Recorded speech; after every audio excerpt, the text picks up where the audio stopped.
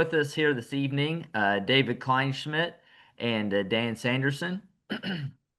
If you joined us last webinar, they were our panelists as well. So, guys, how's everything going in your world? Summer just keeps hanging on. Oh, yes, it does.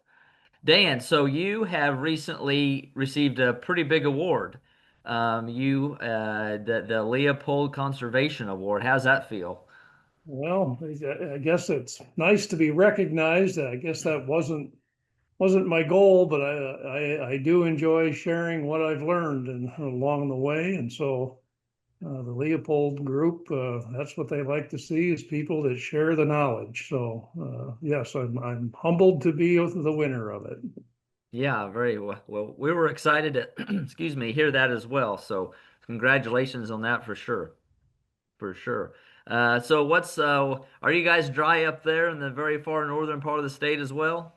Well, yeah, I guess on an annual basis, we're 6 inches behind normal at this point. But here's the funny part: we've mowed lawn every week this summer. We have we have had timely rains. The creek that runs through my permanent pasture last week, it stopped running. So, Okay. but the crops look like they're going to be pretty good. Harvest is just getting underway. A bean field or two, and a couple guys have nosed into the corn here recently, but looks like a good crop. I have plenty of forage. Like I said, we've just been getting timely rain, but no water running in the tiles, and the creeks have stopped. So, Okay. Yes, very good. Now, David, fill us in on your part of the world. How's it going? It's well, a couple weeks ago I thought, well, it's time to break the hoodies out and everything else. I thought, boy, it's feeling like fall, and it was really nice. But Mother Nature decided she wasn't done with summer yet. But we had a little bit of pop-up showers over the weekend, but that was hit and miss in different areas. We haven't had any rain here for about 7 weeks. Things are getting really dry. I mean, guys, I haven't had to mow the crabgrass or foxtail in the yard for a couple weeks, which doesn't hurt my feelings any. But it's definitely become really dry. Even guys that have mowed some road ditches and everything, the fescue just looks dead. It's we could definitely use some moisture to get any of this stockpile to grow before fall here for sure. Yeah, without a doubt. And then, here in the southernmost part of the state, the story's the same. We're going on 6 or 7 weeks here in Hamilton, Jefferson County. No rain. Well, I take that back. We had a very fast, light sprinkle Sunday afternoon. Not enough to hardly get my shirt wet. But anyway, so I've not mowed my yard, I don't think, in 2 or 3 weeks. But you're right. We're in perfect stockpile season, and that is just not happening in our area. A lot of guys starting to feed hay. Harvest started down here on some of that early corn and beans about 2 weeks ago already. So a lot of guys are kind of in full force harvest here. But anyway, so yeah, that's kind of the update. And we had our northern school last weekend up in Cambridge, which is be northwestern Illinois. They didn't look quite as dry as we are down here, and maybe the kind of the same type of precipitation what Dan's seeing. But anyway, so I think the story is pretty much the same. We want to introduce our hub. So the hub is a resource website that we're doing these webinars through. The how-to videos that Judy and I done are on there. Judy's been working hard about staying current on blogs and been posting several of those. This hub is a partnership with Illinois Forage and Grassland Council, U of I Extension, and then NRCS. So, like I say, this is all from a grant that we received actually last fall and really started some of this work in January of this year. So that's where these webinars are brought to you by. All right, so now let's get started. Looking back through the year, kind of where we have just come or what season we're coming out of. Uh, you know, so Dan, how have some of your warm season annuals or even natives benefited your summer grazing management?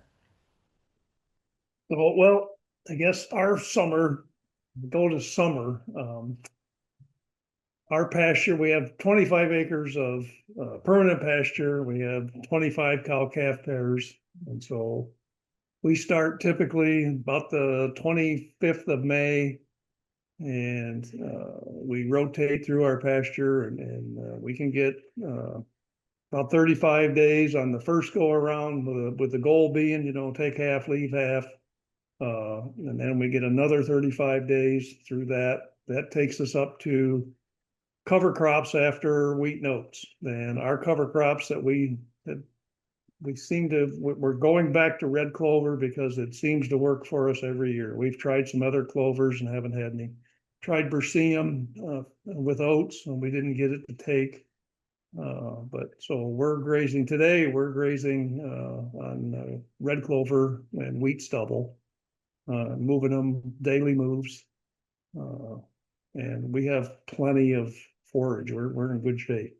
So Sure. even So without some of those annuals, if you had to rely solely on your perennial cool seasons, how does that change your grazing right now?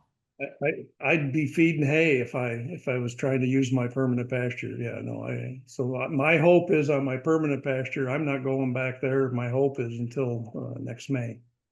Wow, very good. So I have a ton of rest. Ton of rest. Yep. And it's amazing how much will grow next spring. Yeah. So, Yeah, very good. Very good. So David, driving as much as you do around, you see a lot of different variations of forages and pastures. So when you show up to a farm, and a very common question that we all get, what do I do with weeds, or how do I handle my overmature cool seasons or rank fescue?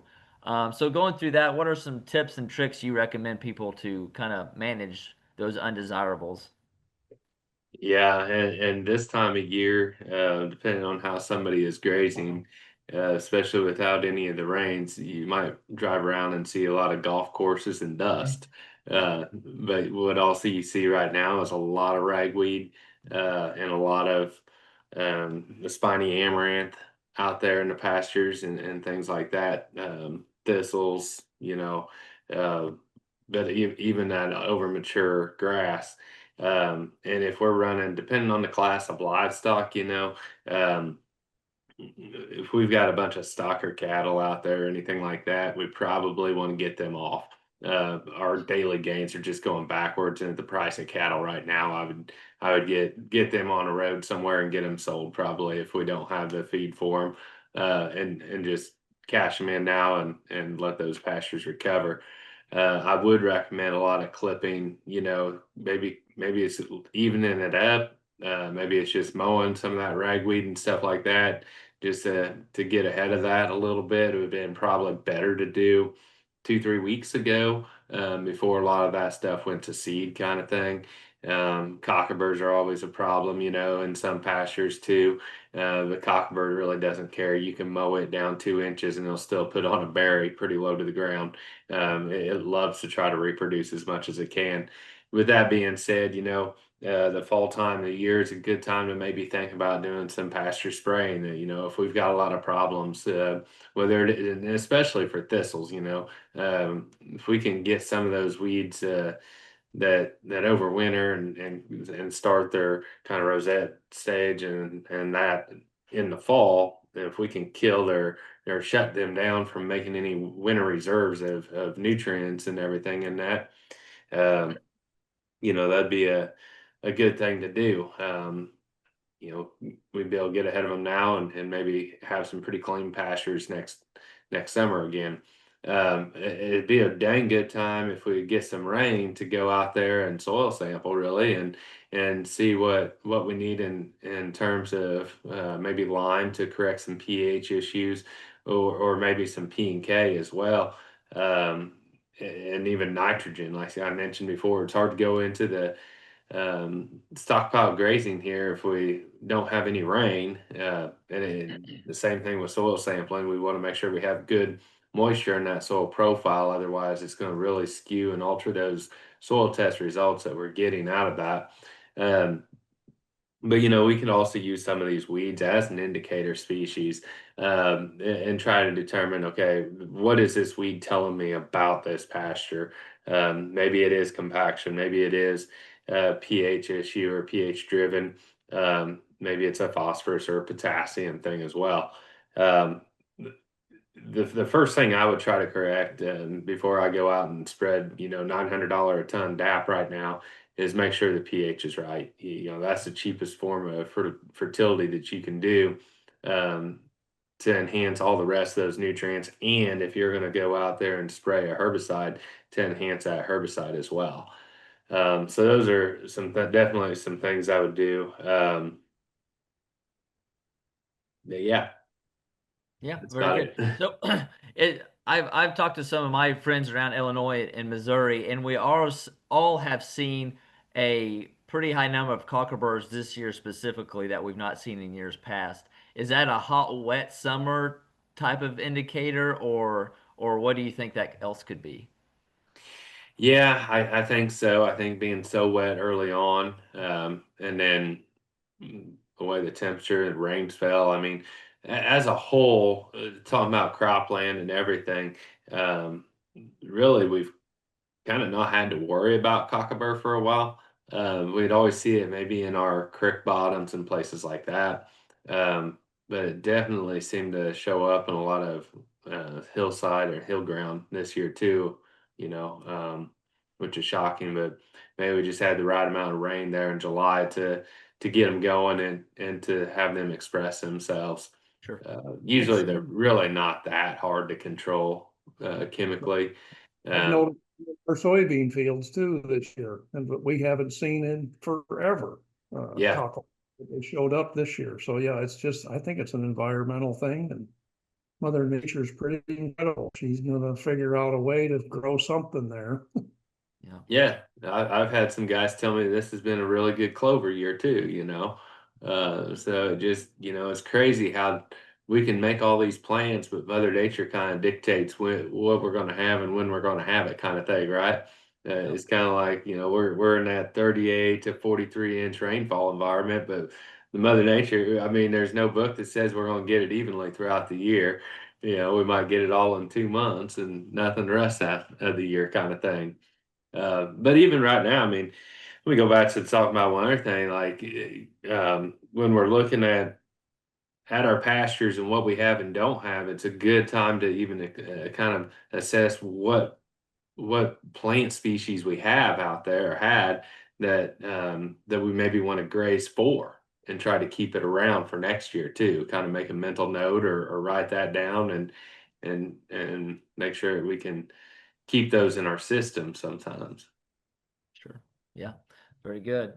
Very good. So, back to you, Dan, which I know the answer to this question already because you have a pretty vast layout of annuals. But how have your cows stayed in condition during the breeding season, especially through the hot and dry spell that we've had? Yeah, I didn't struggle. We had to keep a breed up lick tub in front of them. I didn't I don't have trouble that way. We're in good shape. Cows are in good condition. Going back to the weed thing, I like to crowd. If I get a weed patch, I like to just put the poly wire up and crowd the cattle in, leave them there for a couple hours and trample the heck out of it, then let them out. That's my weed control. Like I said, I'm not dealing with hundreds of acres. I'm dealing with 25. So Yes. Yes, for sure. And that, I think it's important as far as body condition on cattle, make sure they're coming out of winter and calving with proper condition, and that kind of sets up the rest of your year. You're not trying to fight an uphill battle all year. right. And like you said, you keep maybe a lick tub out there. I've heard of people maybe supplementing some soy hulls when grass gets a little short and dry like it is now. But just I mean, we want the cows to work for us, but don't let them suffer because we don't want to maybe put something out there in front of them.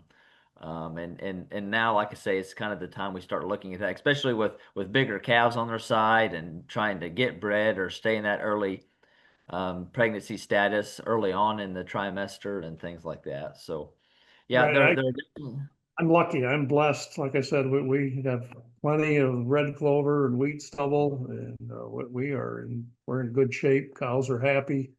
They're not bellering. They're not looking at the next pasture. They're just ready for a daily move. So yeah, very good, very good. David, do you have anything to add to that? No, and we talk a lot about cattle, I guess, and we got to remember there might be somebody on here that's grazing some sheep or some goats or something like that, and each one of these species will graze different plant species differently too. So that's always something to kind of keep in mind, especially Dan brought up a good point about putting them in tight and everything. Um, and yeah, if you got some sheep or some definitely some goats, they could take care of a lot of these weed problems, no problem. It's just the problem becomes keeping a goat in usually, right? Yeah, for sure, for if that sure. will hold water, it'll hold the goat. So That's right. Yeah. So what now? How are we managing this drought that we're in? As livestock producers and grass farmers, we should kind of have that plan in the back of our head because drought can come at any time. So having a drought management plan is pretty important. It's kind of one of those deals, better to have it, not need it, than to need it, not have it. So yeah, what is a good drought plan, David? What have you seen work across the state and even across the country and some of your other things? Well, kind of one of the first thing that comes to my mind is we always want to watch, the rain patterns when we have rain, when we don't have rain, what forage we have out there, how much forage we have. Always have that inventory on stock of forages to know where we're going. Will we have enough for the next 30 days, 60 days, 120 days, whatever. But also knowing your livestock enterprise and knowing your top performers and your lower performers, and you can do a 80-20 rule or 90-10 rule or whatever you want to do, but take that, know what the bottom 10% is, or really know what your bottom 20% is, and when you get into tough times, start pulling them out and maybe selling them, especially the price of cows today. um, I'd say that the those older animals, the thinner animals, um, the ones that are maybe a little slower to breed back. I know we keep them in the herd and we say, well, they produce a calf every year, but if it ends up being our lightest calf out of our whole calf crop, she's actually probably costing us more money than what she's actually providing us. So probably maybe need to think about selling her. Probably need to think about um, early weaning potentially, or using creep feed to kind of supplement those calves on those cows just so that they don't suck down the cows too much. But again, it's a good time to look and say, is there an area of our operation where planting a summer annual maybe would have been beneficial to plan for next year, and I'm not talking about planting it in July. I'm talking like right after wheat. I'm talking about, is there an opportunity on maybe 5-10 acres or something like that to put it in May timeframe when we still have adequate moisture, and make sure we have really good growth on that as well.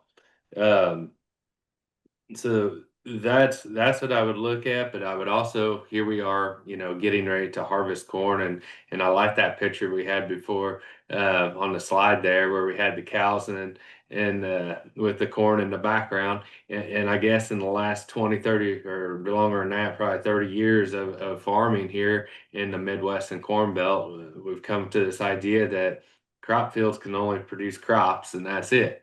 There's such a huge opportunity to put livestock, cattle, sheep, even hogs, whatever, out on a cornfield or soybean stubble and graze after we harvest.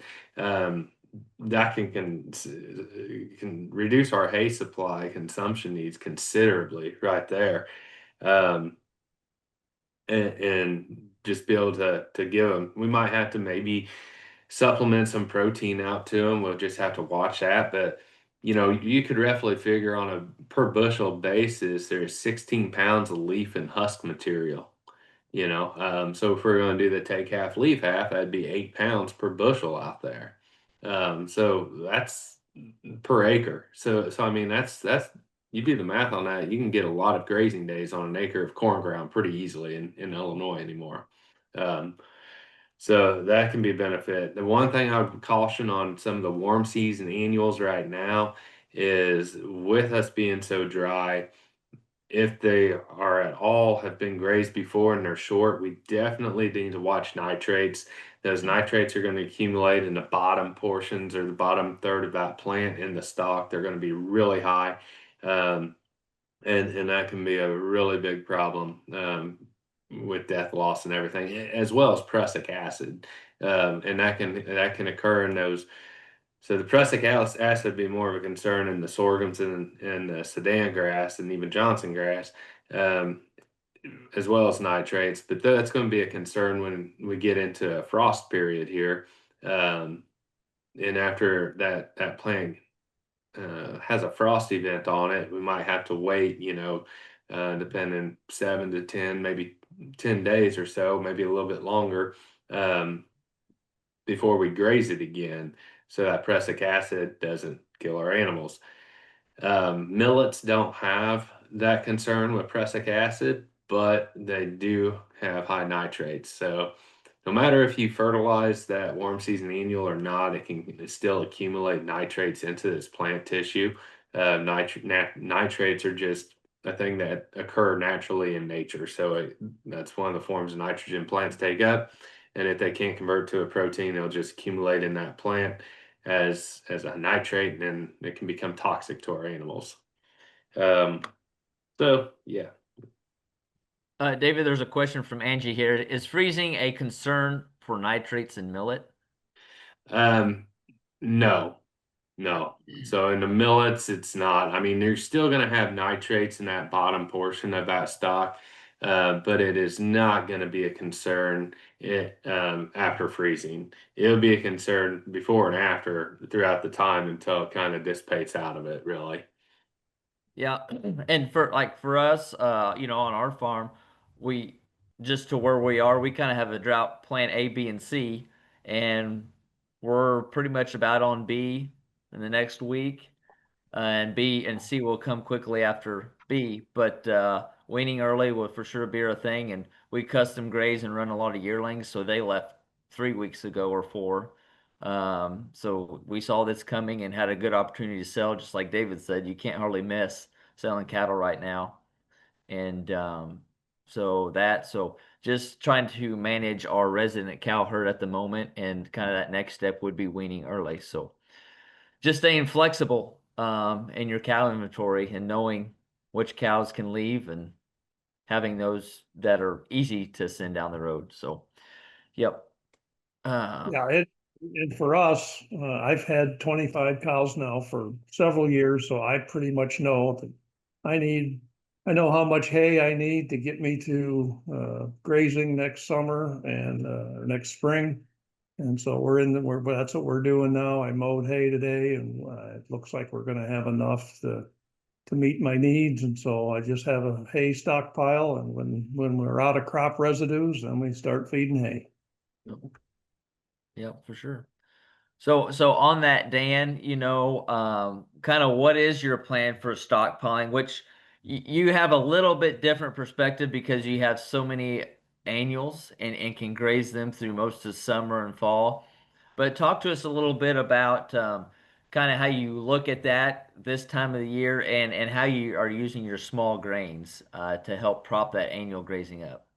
Right. So my my farming operation is primarily organic. So we run a 3-year rotation: corn, soybeans, and small grains, either wheat or oats. And whether it's wheat or oats, it comes with red clover behind it. And so then this time of year, we're baling the wheat or oat stubble when the red clover. And I know I'll mow hay until I get enough bales to get me through the winter and early spring. And then the rest of it will get tilled in. It becomes nitrogen for the next year's corn crop. Yes. And Brett has a question, and either one of you can answer this. Will a good, diverse mix of warm season annuals reduce the risk of nitrate or prussic acid poisoning? The best is just graze them high. Try not to be in that bottom part of that, try not to start grazing it until, it's at least probably 30 inches tall. And then, if you don't get enough regrowth on it, don't go back and try to just graze it down. That's disaster. So whether it's diverse mix or not, they're going to seek out some of those, and they can have some serious issues. They're too I don't costly. have any experience with that, so I can't speak to it. So. Sure. And again, this is a question that I get a lot talking to producers across the state. Guys that may not have access to crop ground and wanting to potentially sow some warm season annuals within their perennial cool season forages. I know folks have tried it. I've not heard a lot of success stories on doing so. What is y'all's perspective? I think you almost have better luck with crabgrass, to be honest. I mean, it's especially in fescue, it just is going to dominate. It's going to choke out that warm season. I think you just kind of wasting money into it. And I've even tried putting cool seasons cereals into fescue before, and it just doesn't work. Then you get into areas that's got a lot of brome or anything like that, and that's a thick sward too, and it's hard to compete against that. I guess if anything, again, I think everybody probably has some place on their farm that could benefit from not being cropped for a year. And I think Dan would probably agree with me on that too. If we have the livestock, take a field out of production a year if it's owned by the family. But there's opportunity there where you could grow milo as a quote unquote cash crop, but not harvest it with a combine and use the cattle to graze it after it frost kills out in the wintertime. And you could I've got several guys that are doing it in Missouri. They're getting 300 plus grazing days per acre off of that milo. They do have to stop or give them some protein with that, but it's a tremendous cheap feed right there because it doesn't cost hardly anything to put in a milo crop. Well, when are they grazing, David? When do they start grazing? When are they grazing it? Yeah, when? I mean, late November. Late November through December, and they're strip grazing it. Yep. There's a really good podcast, either on herd quitter or working cows. I can't remember which one, of the guy over there in Missouri that kind of headed that deal, or I can't think of his name right now. Terry Cope. Okay, yeah, that's it. Anyway, so if you want to know more about this, he's even grazed corn, but corn or milo grazing, that podcast is very good, to kind of get all the information and details on that.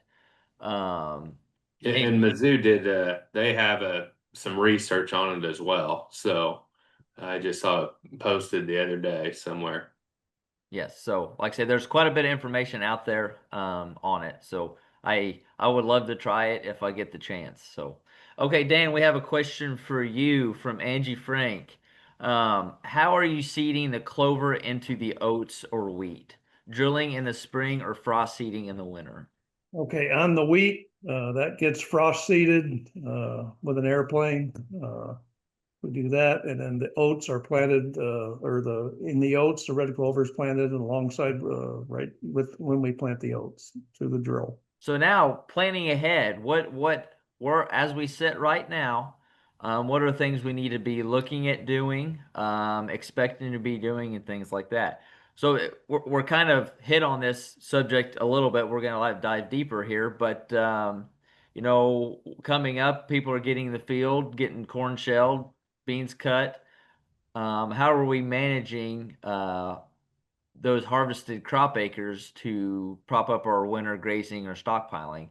Dan, like I say, you've mentioned several things here, but kind of talk about what species you're focusing on this time of the year through winter, timing and methods for seeding the covers or any infrastructure that we may need to graze those crop acres.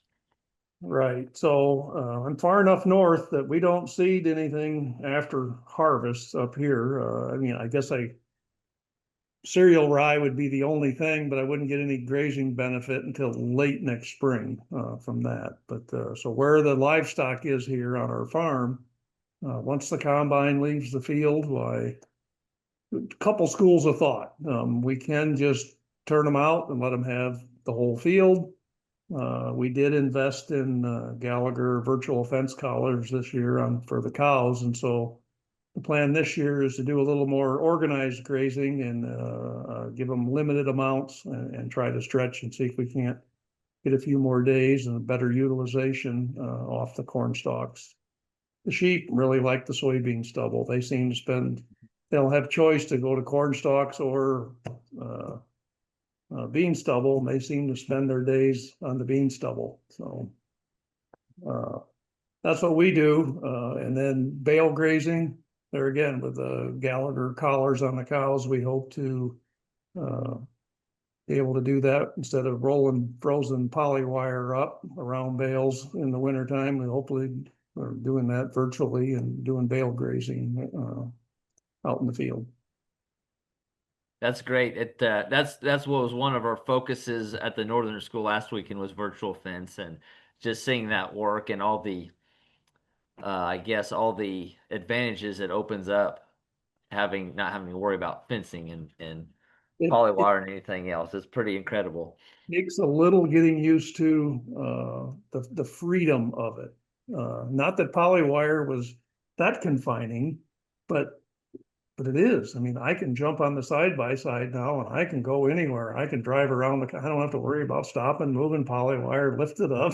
Yeah, Great for the old guy in the operation. So right. Yeah, for sure. cattle took about 3 days to adjust to it.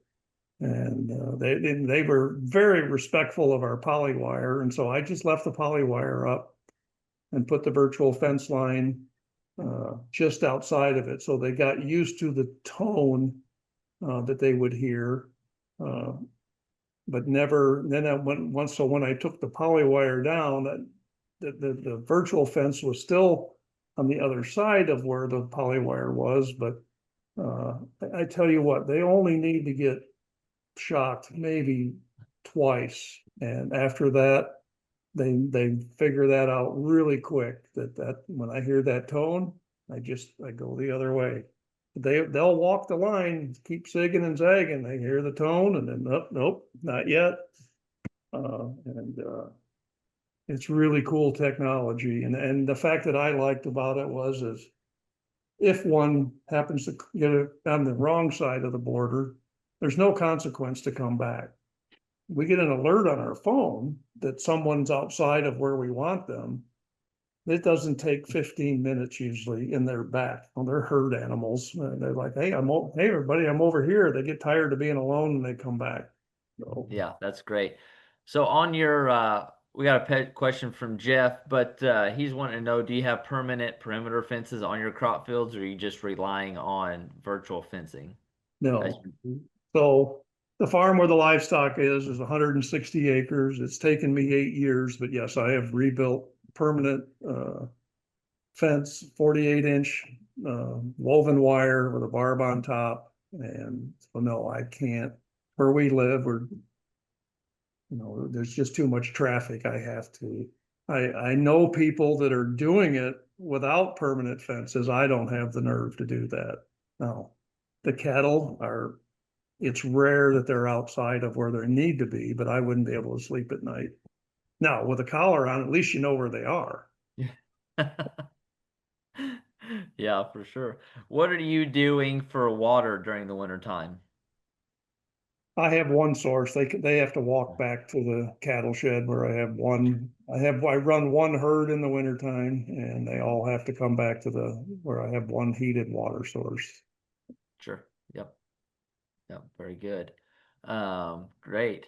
So David, we're far enough south that pretty much as soon as that combine leaves the field, we need to be following it with the drill.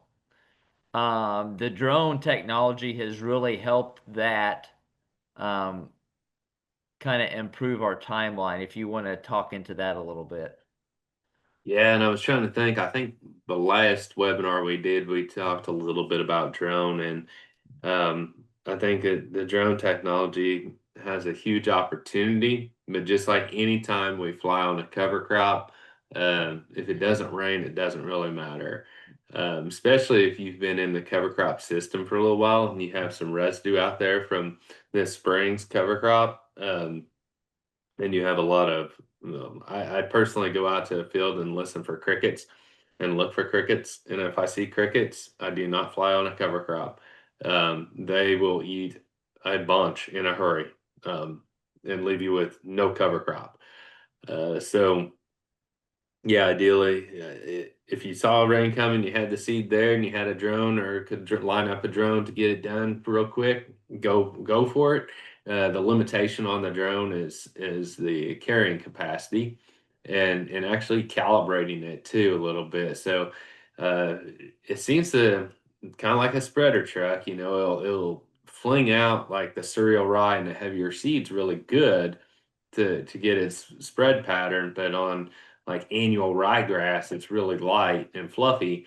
It doesn't do real good. So they have to kind of compress in their spread pattern, and it's a whole lot more trips through the field, but using lower use rate, so they're able to carry it and not too bad there.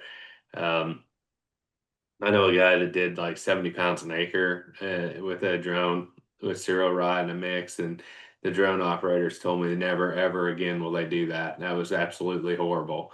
They were like filling up every time, and they couldn't keep charge on the batteries. They were just going so fast. So that's something to be cautious of. But yes, and even if a guy just chopping silage, I mean, most years, I say that, I feel like the last 4 years we've been really dry falls. I saw an article talking about the Mississippi and how low it is between south of St. Louis to Memphis. And with the lack of rainfall, it doesn't really help there. But most years I'd say we could chop silage in the first September there and get in, an oat crop or something, that putting in that spring oats or spring barley in there, something that doesn't need to go through that vernalization period. So they will get a tremendous amount of growth on them coming into that winter time frame, or here yet this fall, and have a tremendous opportunity to graze quite a bit. I feel like there's a lot of guys that start shelling corn or cutting beans earlier and earlier every year. Mid-September here, people are going. I still recommend throwing. We've got enough growing degree days left in our environment that putting those oats in with the brassicas, whether it's a forage collard or kale, the turnips and radishes and things like that, putting that in with the oats can get a lot of growth going into the winter. And then also throwing in maybe the cereal rye or annual ryegrass, triticale, winter barley, winter wheat is cheap right now. So there's a lot of options that we can do in the South. And like I said, that we're fortunate in some instances, I guess, compared to Dan. I wish I had Dan's soil, but we'll be left with this chalk soil down here, but we'll get the heat and pray for a rain, so we can get some more grazing days throughout the winter, or maybe even next spring, and obviously next spring. Our biggest concern is I feel like we might freeze for a couple weeks out of the winter time, and then it's just mud, and we fight mud all winter long. And that's hard on our crop fields to be grazing out there and having all that mud. And then if you're going no-till into it and you got these deep tracks where the cows were and everything, it becomes a challenge. So it's either how do we manage grazing throughout the winter time, or just just realize that, hey, we might have to do something different. We may have to work that field. Yeah, I know some guys have went to strip till on that and love the the response they're getting out of it, without having to do full width tillage on a field. So a lot of things a guy can do. We talked a little bit earlier about putting in some like warm season annuals into cool season perennial pastures. I know, in parts of Kentucky and the further south you go, it's kind of common practice that a lot of guys will throw in annual ryegrass on their pastures. Um, that they maybe get a little bit more grazing here this spring, but it's or this fall, but it's something that in the springtime, it'll be the first green flush that it gets before that fescue. So it'll green up and they'll have something to kick out onto next spring really, really early in those pastures too. Caveat to that is by the time late May comes and the annual ryegrass is maturing, it is sucking out a tremendous amount of moisture out of that profile too. And so if the rains quit, then we kind of suffer our fescues and our orchard grass and timothy's and things like that. So don't overdo it, type of thing. Kind of keep it at a balance a little bit. So, um, for us in the southern part of the state or central, so say you do get a cover flown on with standing corn. When should a guy or could a person still graze that corn residue without hurting the cover crop, or what does that look like?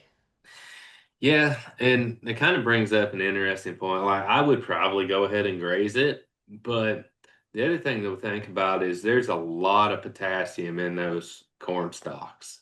Um, some of the research out in Kansas and Nebraska where they bale a lot of corn stalks for feeding is they actually recommend waiting to bale them until you get an inch of rain on them to kind of flush some of that potassium out. So it's just not so much for that animal.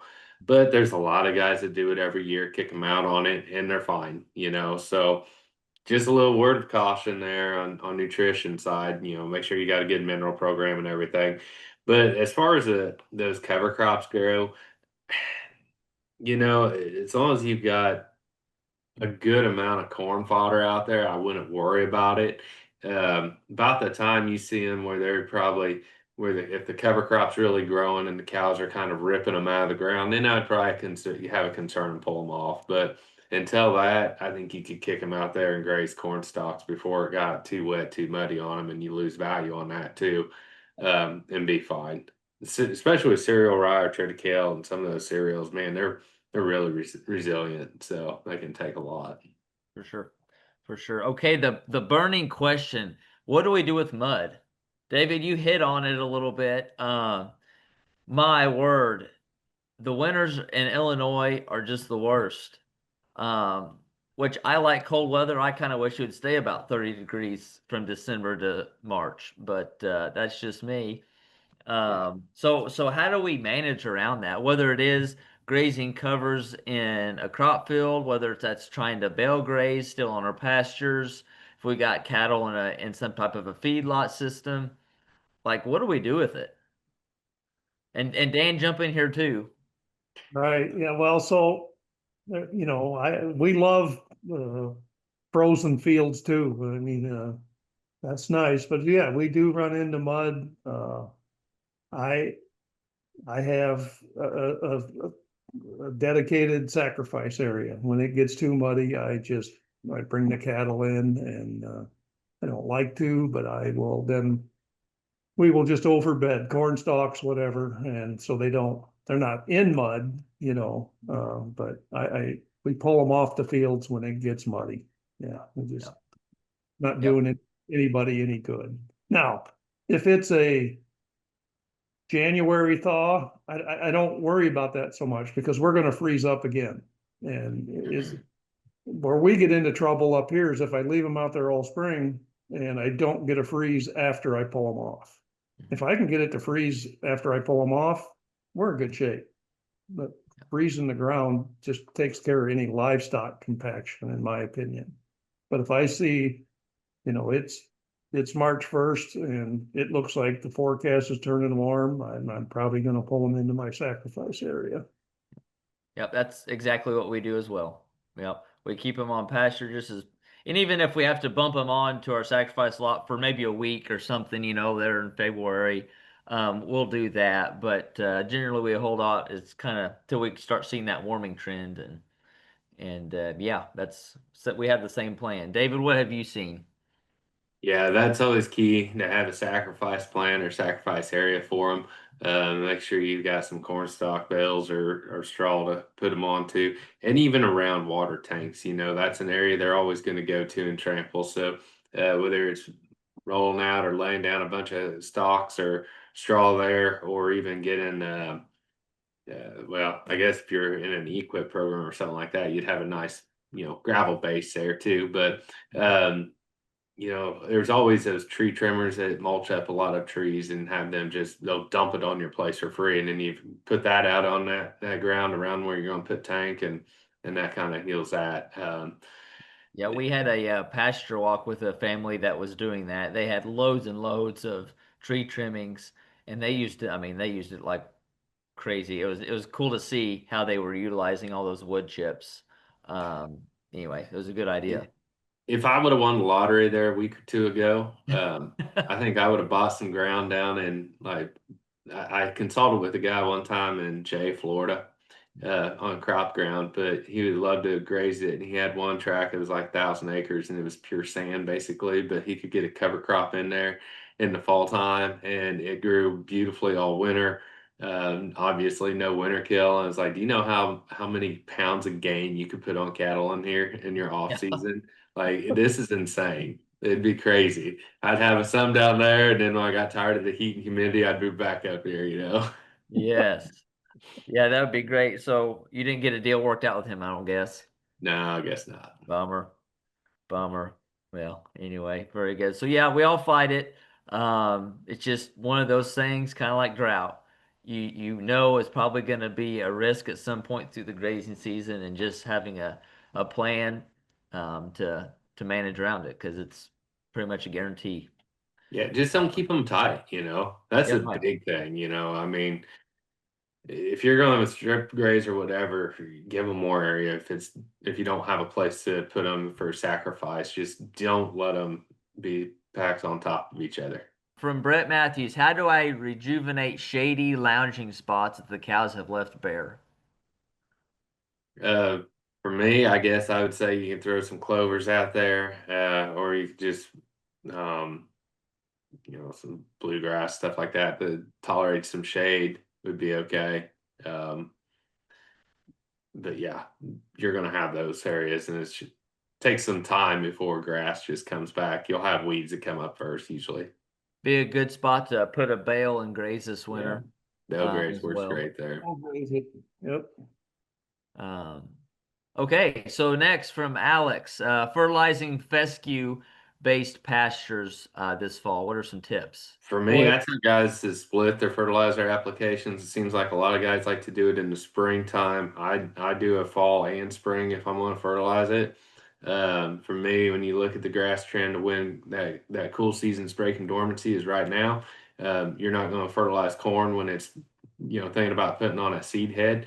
If you put a lot of fertilizer on in the springtime, it's going to rush into a seed head. So put on some now. I always complex my nitrogen with sulfur, depending on how I'm doing it. I would love to put in some humic acid with it and kind of stabilize it a little bit more. But always use a kind of my rule of thumb is a 10-to-1 nitrogen to sulfur blend. Um, and then probably, 50 pounds in this fall or so, 40 to 50 pounds. Depending on if you need any DAP or potash, you could look at that. But I'm telling you, DAP has got a 9 in front of it. It is really expensive this year. If you're somewhere where you can get some litter, poultry litter or manure, that would be awesome to spread on there by all means. Probably better than synthetic fertilizer.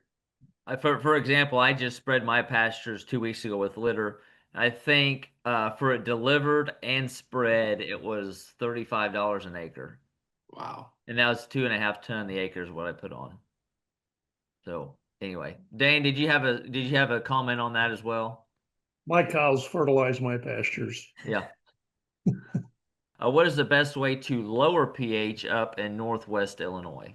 How do you? Well, it all depends on what's driving your pH up, right? So there's different nutrients or cations there too that could drive it up. Or if you've overlined throughout the years, that could definitely push it up there. You get out west, you definitely get into some higher pH soils naturally.